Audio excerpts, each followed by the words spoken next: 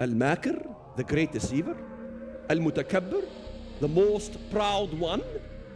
Al-Mumit, the one who causes death. Why is the devil of the Bible my God?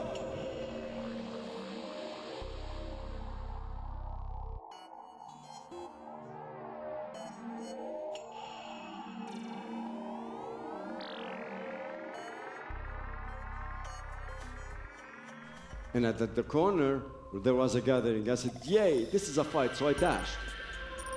A few feet away, here stands this American talking to someone else. And I said, an American. You see, I was equipped and trained to fight and kill Jews and hate Americans. And I turned around to walk away when this American, who was a Southern Baptist missionary, said in a Jordanian accent, dialogue, which I know it very well, he said, Jesus Christ will give you new hope, will give you life, will give you salvation. And I stood there. Who is this Jesus? You see, he used the Arabic word for Jesus, Yeshua. But who is this Yeshua? Is there another life?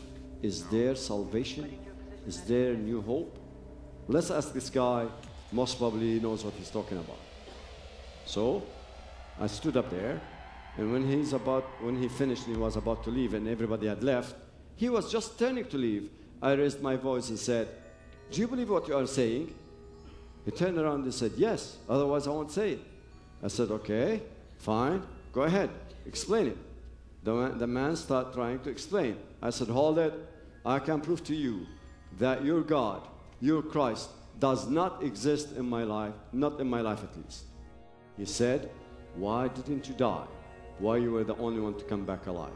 In a few seconds, I remembered all those times when I was the only warrior to come back, injured, bashed, but alive. And I didn't want to talk to this man anymore. I turned and walked away.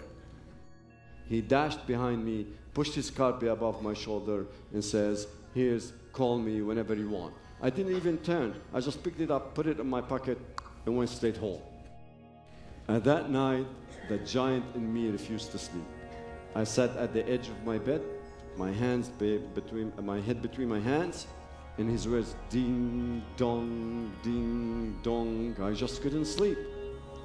Next day, I got to a part-time job. I used to love it a lot. It used to allow me to read, printing house. I stood up in front of my machine, looking at it, which it jammed and stopped, and I'm not seeing anything of it. The foreman came and hit me on my shoulder to wake me up. I get mad. I beat him up and rush back home, pick up my pistol, and come back.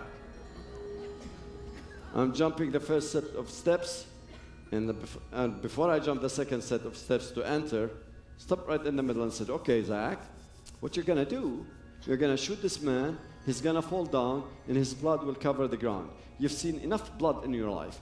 Go out to the street, call this guy, his phone number in your pocket, and come down. I did.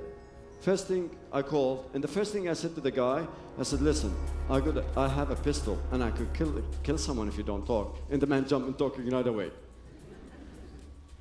He talked, and when he said that Jesus Christ had died for me, I burst in tears. I don't know why. If anybody asked me why I cried that minute, I really don't know. But I cried, and I cried. And the guy says, put your pistol aside and come to me. So, and he directed me where to go. I went and put my pistol with someone I know, then I went straight to his house. There, he was waiting for me with another Lebanese believer. We sat down, we talked, and out of sudden, this Lebanese believer brings an Old New Testament, and he says, will you bless us with a reading? I pick up the book, open the Bible, and the first sentence I read was, come to me, all ye tired, and I'll give you rest. I went on my knees, and I prayed a prayer I'll never, ever forget. It's now almost 35 years with the Lord, and I'll never forget that. I said to him, Jesus, I don't know you. I've never met you. I've never heard about you. This is the first time someone tell me about you. First time I hear about you. I'm a very bad boy. I've cheated, I've lied, I've stole, I've committed adultery, I even killed the human beings. Everything you can put it under the line sin. I tell you, I've been there. And I don't ever think that I'll be a good boy again in my life. But I promise you only one thing, that I'll try. You help me, you change me. I surrender my heart and my soul to you. And then, after I prayed this prayer, I went out, got my pistol, and went to walk with beside my best friend for years. Seashore. Lebanese western borders is Mediterranean. We have the longest shores ever. And whenever I used to be feeling depressed or sad or really pressured, I used to go and sit at the seashore, talk to the sea for a while, and listen to the waves for hours. That day, I did that. I went and picked up my pistol and went to the seashore, walking and thinking, I mean, what happened so quickly and dramatically in less than 24 hours?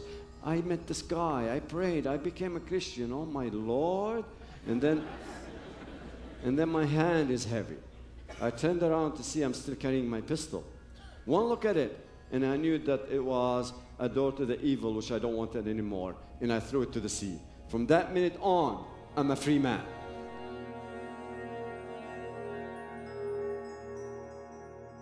I remember one time I began to reach out to pray to God. I said, the God of Abraham, Isaac, and Jacob. I wanted to address God in a way that was acceptable in both Christianity and Islam. We both believed He was the God of Abraham, Isaac, and Jacob. So the God of Abraham, Isaac, and Jacob, show me the truth. I seek the truth. Show me the truth and I will do your will in my life. I will die for you. I will do anything for you. Somebody else picked up on the other side. And a hunger, because I was a doubting Thomas, a hunger came into my heart to want to begin to study the Bible, supposedly to prove to my wife the corruptions in the Bible so I can convert her to Islam.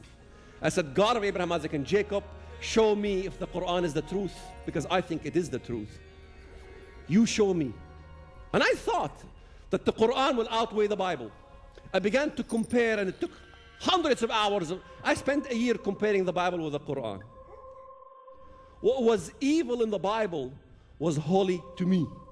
And what was holy to me was evil in the Bible, because Islam came as a thesis to destroy the Christian message that God came down to earth and died on the cross, that God was a triune God. By the time I reached to 1 John 2:22, what did I read? Who is the liar? He who denies that Jesus is the Christ. He is Antichrist that denies the Father and the Son. He is Antichrist that denies the Father and denies the Son. I began to see the relationship, the difference, the comparative analysis between what's in the Bible as far as the definition of God and the definition of Allah. Allah had 99 names in the Quran. Some of those names come right from the Bible. One of the names of Allah is Al-Makir, the great deceiver. Al-Mutakabbir, the most proud one. Al-Mumit, the one who causes death. Why is the devil of the Bible my God? Allah and Jehovah God are not the same thing. They are not the same character. And I say, I'm sorry if I tell you my testimony that I love Jews. What did Jesus do for me? He made me love Jews. Everything, Jews, Jews, Jews.